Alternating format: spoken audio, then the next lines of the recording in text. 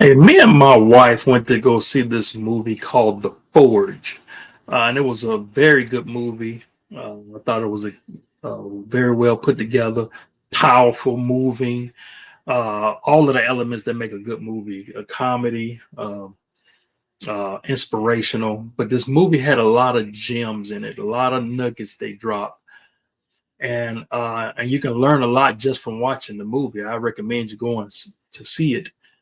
But one of the lessons I've learned from that movie, I'm going to be teaching it on this video, and uh, and I hope it inspires you. Who am I? Well, I'm Billy Miller, the motivational minister, and one of the things I do is I help people to improve their lives by teaching them life skills from the Bible. Today, I'm going to teach you a lesson that I learned from the movie The Forge, and it's not going to take but a few minutes to break this lesson down. And it was actually from a quote, and as a matter of fact, you see it. I'm sorry, right here above me, but there's a quote in the movie that says, "Be a fountain, not a drain." And I want to break this quote down and what it means to me, and I want to share it with you, so that way, when you see the movie and you hear this part, it won't just go in one ear and out the other, but it'll be something that's powerful that you resonate with. And many of you have already seen it, so you'll know this part that I'm talking about. But you can even reflect back to this scene where this quote was mentioned and get a full meaning of what it means. It says, "Be a fountain and not a drain." Like, well, let's first define what is a drain. Let's look at this definition here. It says something that causes depletion. A drain causes something to empty. You see right there, it says to draw off or empty or lessen, right? Gradually or completely. So it can be something that just completely drained or something that gradually drained. You've seen a drain like in the sink where it pulls, it draws off, it empties, right? And it also means to exhaust physically or emotionally. You've seen people come home from work and they say, "Oh man, I'm drained." And there are people who you live long enough to know that there are people who drain you. There's people in your circle, whether it's at work, whether it's in your family, whether it's your friends, co-workers, whatever it is, right? There's some people who, for example, there are people who complain all the time. And as soon as they come, man, it just drains you because you was having a good day, and here they come complaining and complaining. You just feel it just draining your energy, just causing your energy to disappear. That's what it means to drain. Or maybe they somebody who gossip all the time. They're always talking about people. And here, as soon as they come, it just changes your whole energy because man, here they go. They talking about everybody. They probably talk about me too when I ain't around. Everybody knows a person who drains. Listen, don't be a drain. This word, when you break this, when you do the word study on this word drain, it links to the word burden. There's some people who are a burden to you. There's some people who call your phone. As soon as you hear their voice, it just drains your energy, it just drains your whole attitude. Sometimes you don't even have to hear their voice. Sometimes you just see you see the call ID. As soon as you see it, you already feel some sort of way inside. Beware of those people who drain your energy. But you know what's worse than that? You know what could be worse than these people who are always gossiping, always complaining, draining your energy? What could be worse is you could be them. Think about that. You could be that one that's always complaining. You could be that one that's always gossiping. You could be that one that they dread when you come around.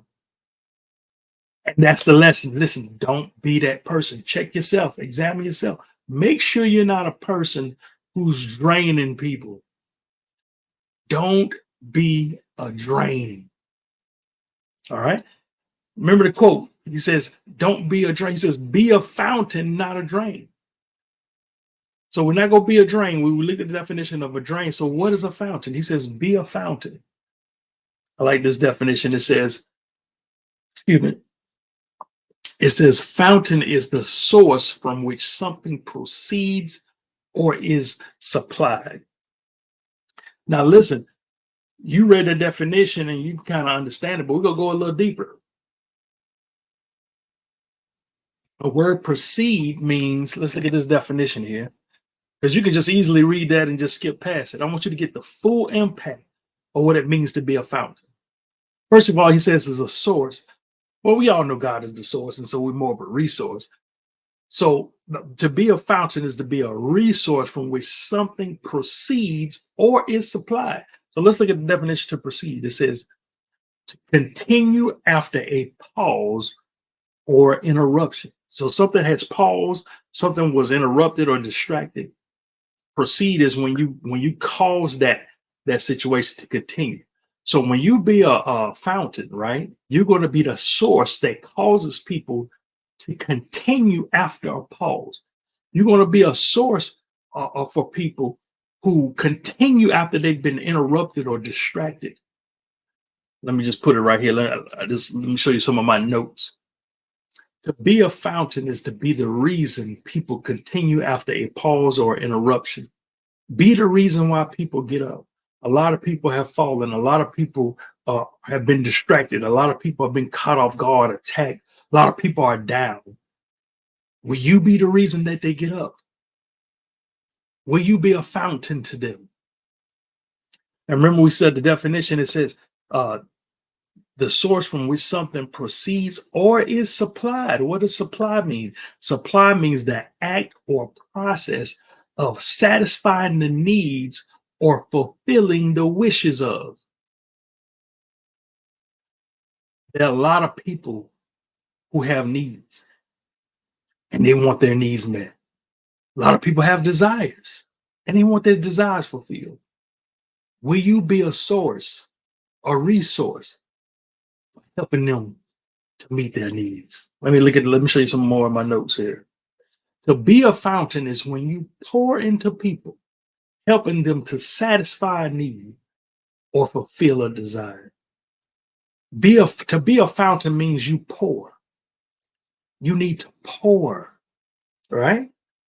Oh man, I'm looking for a prop. I don't have it here, but I'm gonna still explain it anyway. So you need to pour. Listen, if I took this bottle of water and if I poured it, I know it's a top on there, but if it wasn't a top, the water would come out, right? Because water is in it. But if I'm pouring and nothing's coming out, that means there's nothing in it. In other words, I'm telling you that you need to pour. And you may say, well, I don't have anything to pour. Well, if you don't have anything to pour, that means there's nothing inside. You need to get filled so you can pour. You listen, nobody says you have to pour a whole lot. If you just got a little bit inside, and then you pour a little bit. You pour into others what God has poured into you. I'm going to say that again. Pour into others what God has poured into you. Listen, you ain't got to get super deep. Listen, if you don't know, you don't know. But what is it that you do know? Pour into others what God has poured into you. It will cause them to get back up again. It'll help them to meet a need. It'll help them to reach their goals, their dreams, and desires. Be a fountain and not a drain.